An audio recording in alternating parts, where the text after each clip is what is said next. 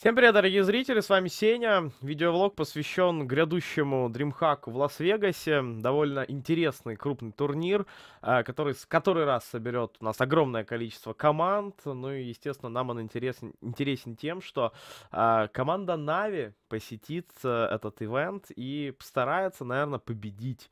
Все мы помним неудачный мажор, когда Na'Vi круто сыграли и вышли из группового этапа, а вот потом, скажем так, матч с Астралис, серия неудач, ну и проиграли будущим чемпионам. Хотя, конечно же, возможно, кого-то эта мысль греет, и я вас могу понять. Хотя, конечно же, хотелось, чтобы парни прошли в финал и там сразились с Virtus.pro и одолели все-таки медведей. Но это, как я люблю говорить, где-то в параллельной вселенной. Тут же Нави вылетели. Но форма была вроде как хорошая. Об этом говорил тренер, об этом говорил SEO Na'Vi, об этом, в принципе, наверное, и говорили все аналитики, потому что Na'Vi действительно очень круто вышли из группового этапа, при этом Na'Vi тренировались очень много, долго, там, по-моему, весь январь провели на буткемпе и, в принципе, подтянули все те карты, с которыми были проблемы.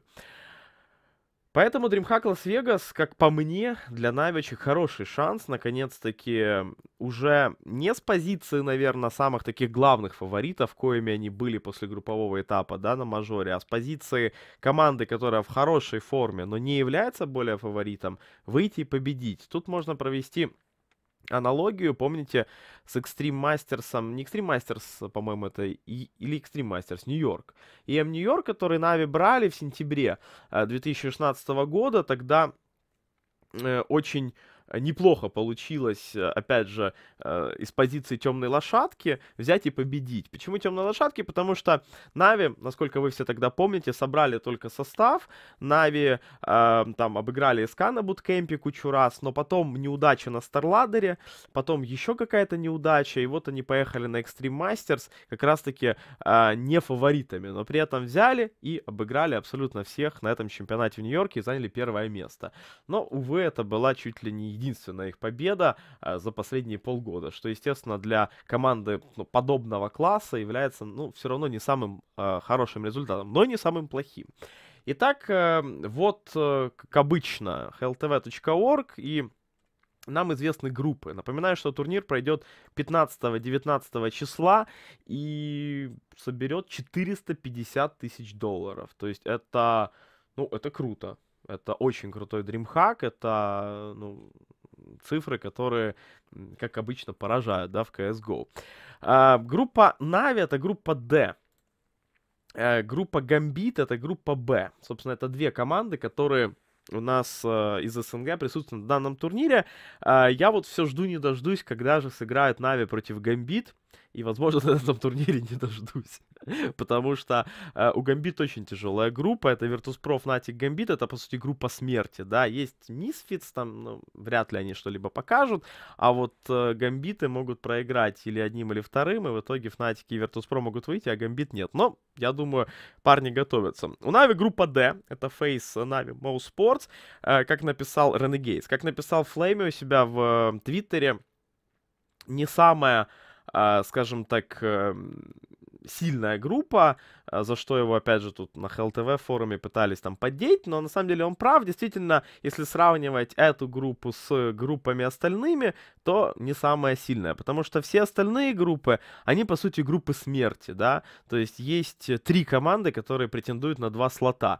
Здесь же Na'Vi, такая сверхкоманда, да, и 2 команды послабее, потому что Face, которые поменяют состав или уже поменяли, ну и команда Mo Sports, которая тоже поменяла состав, но при этом играет в последнее время не очень круто. И на мажоре показала тоже очень все печально и плохо. Но с другой стороны, у Mo Sports есть такая штука, они всегда очень классно играют, как только поменяют свой состав. Ну, это у многих команд такое бывает. Но вот с Mo Sports, это я заметил, стабильно. Только меняют состав, первые 2 недели играют просто великолепно и могут обыграть всех. Поэтому, на самом деле, нужно очень аккуратничать в этой группе, потому что, с одной стороны, вы являетесь сверхкомандой, да, командой, которая является таким тяжеловесом, и с вами в группе такие 2 средненькие командочки, это FaZe и Mo Sports. Но мы знаем и Renegades, States могут тоже вдруг неожиданно заиграть. У Нави первый матч с Mouse Sports.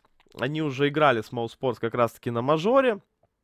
И разделали эту команду просто в пух и прах. Поэтому, ну, сейчас я не думаю, что стоит ожидать чего-то новенького. Нави в любом случае вряд ли там как-то халатно подойдут к этой игре. Поэтому я думаю, что у них все должно здесь получиться.